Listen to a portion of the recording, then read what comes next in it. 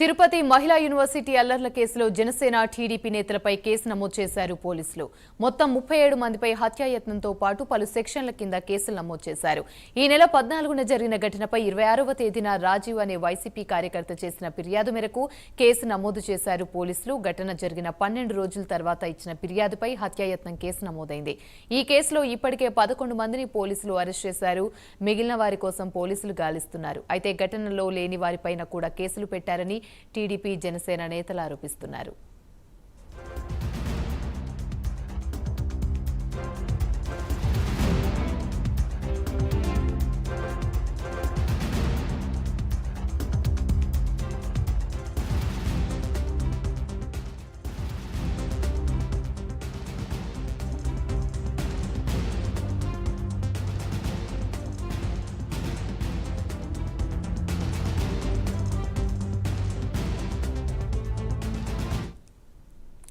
తిరుపతి మహిళా యూనివర్సిటీ అల్లర్ల కేసులో జనసేన టీడీపీ నేతలపై కేసు నమోదు చేశారు పోలీసులు. మొత్తం 37 మందిపై హత్యాయత్నంతో పాటు పలు సెక్షన్ల కింద కేసులు నమోదు చేశారు.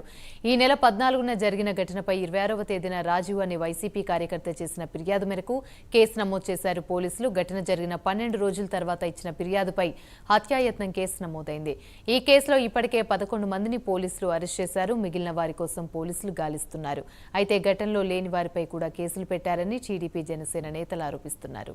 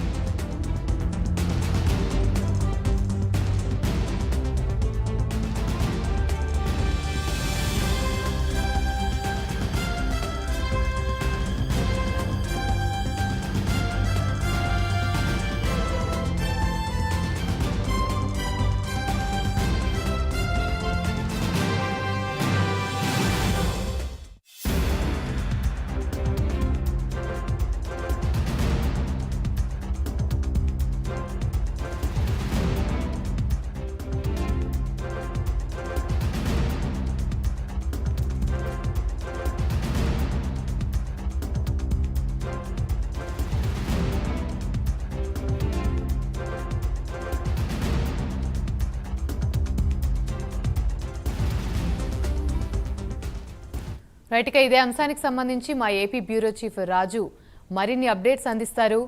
రాజు చెప్పండి.